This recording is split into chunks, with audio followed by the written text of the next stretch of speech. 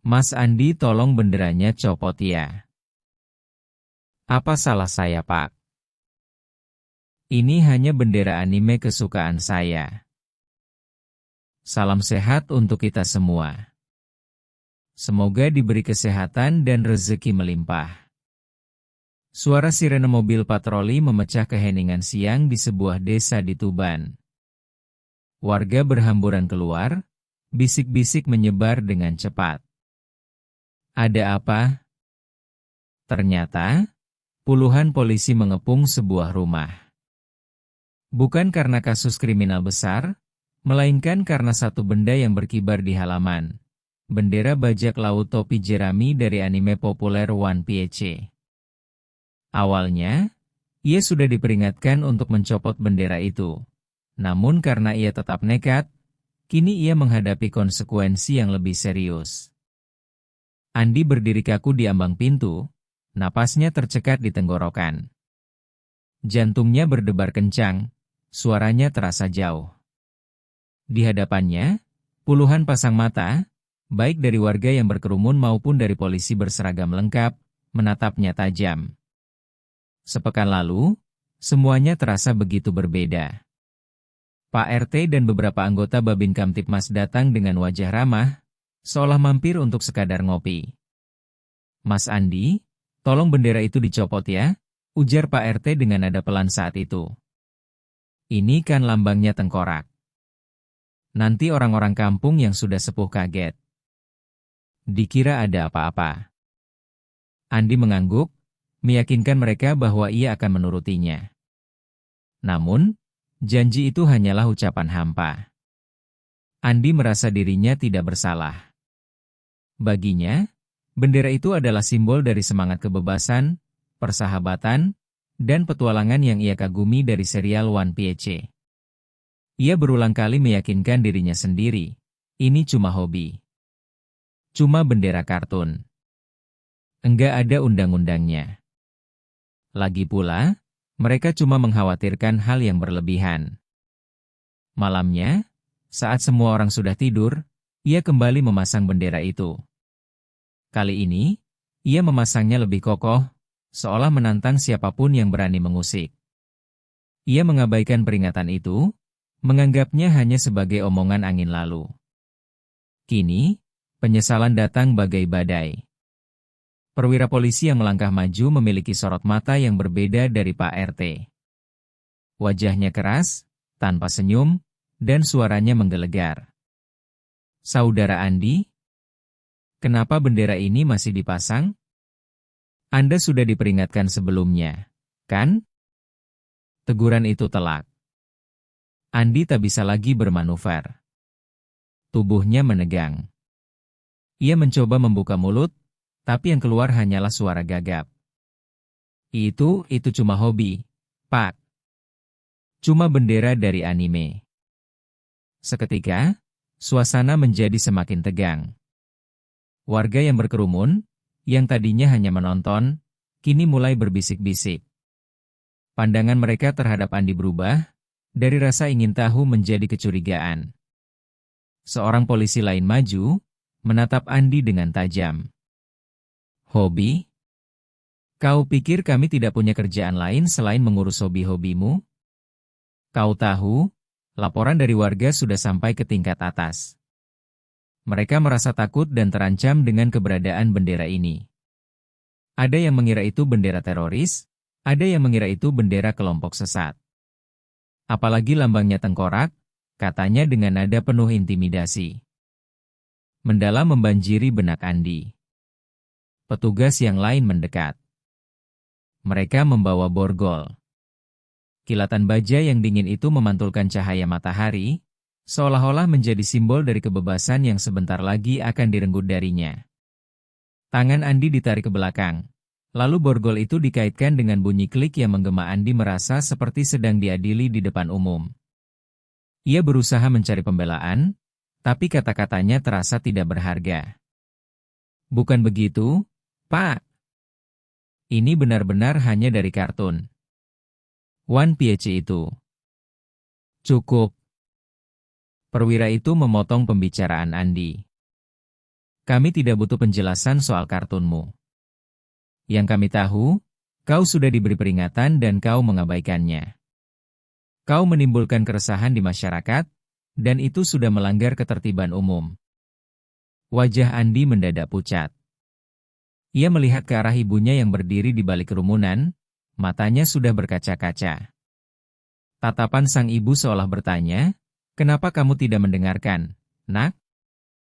Tatapan itu menusuk Andi lebih dalam dari kata-kata polisi manapun. Di tengah ketegangan yang memuncak, perwira itu mengeluarkan sebuah surat dari saku bajunya. Surat itu dilipat rapi, namun Andi bisa melihat logo instansi kepolisian di sana. Perwira itu membukanya perlahan, membuat suara kertas yang digesekkan terasa memecah keheningan. Karena peringatan lisan tidak diindahkan, kami harus mengambil tindakan tegas, katanya, membaca surat itu dengan nada resmi. Kami mendapatkan laporan dari warga bahwa kamu tidak hanya mengabaikan peringatan, tetapi juga seolah-olah menantang dengan kembali memasang bendera itu. Dengan demikian, kami terpaksa membawa kamu untuk dimintai keterangan lebih lanjut atas dugaan perbuatan tidak menyenangkan dan provokasi yang menimbulkan keresahan masyarakat. Kata-kata itu bagai petir di siang bolong. Andi merasa seluruh tenaganya terkuras. Ia tidak menyangka hobi yang ia cintai akan membawanya ke jurang masalah sebesar ini. Wajahnya yang tadinya tegang kini menjadi pucat pasi. Ia menatap bendera yang masih berkibar, seolah-olah benda itu adalah sebuah kesalahan terbesar dalam hidupnya. Andi merasa dunianya runtuh. Ia melihat kedua petugas yang sudah bersiap dengan borgol. Ia tidak tahu apa yang harus ia lakukan, selain pasrah. Ini adalah konsekuensi dari sikap keras kepalanya. Ia tidak menyangka, hanya karena bendera bajak laut, ia harus berhadapan dengan hukum. Semua ini terasa seperti mimpi buruk yang tidak ingin ia alami. Tangan-tangan Andi gemetar tak terkendali. Ia merasakan dunia di sekelilingnya berputar, suaranya tercekat di tenggorokan. Semua bisik-bisik, semua tatapan, semua kebencian yang ia rasakan dari wajah-wajah yang mengerumuninya, terasa seperti bayangan hantu yang semakin menekan. Saudara Andi, Anda akan kami bawa ke kantor untuk dimintai keterangan lebih lanjut atas dugaan perbuatan tidak menyenangkan dan provokasi yang menimbulkan keresahan masyarakat. Kata-kata perwira itu bagai palu godam yang menghantamnya. Ia merasakan udara di sekelilingnya menipis. Ini bukan lagi sekadar teguran, bukan lagi sekadar peringatan. Ini adalah kenyataan pahit yang menghantamnya, konsekuensi dari sikap keras kepalanya. Pandangannya tertuju pada Bribka Roni, polisi muda yang sempat memberinya peringatan. Wajah Roni kini tidak lagi ramah, melainkan terlihat kecewa. Sorot matanya seolah berkata, "Sudah saya bilang, kenapa tidak didengarkan?" Rasa bersalah dan penyesalan yang di telinganya. "Tidak. Anak saya tidak bersalah." Suara ibunya memecah keheningan. Ibunya menerobos kerumunan warga, wajahnya penuh air mata. Ia berusaha meraih Andi, tapi dihalangi oleh petugas. "Anak saya hanya suka kartun, Pak." "Kenapa harus begini?" Tangisan ibunya membuat hati Andi hancur berkeping-keping. Ia berusaha memberontak, namun tenaganya tak sebanding dengan petugas yang menahannya.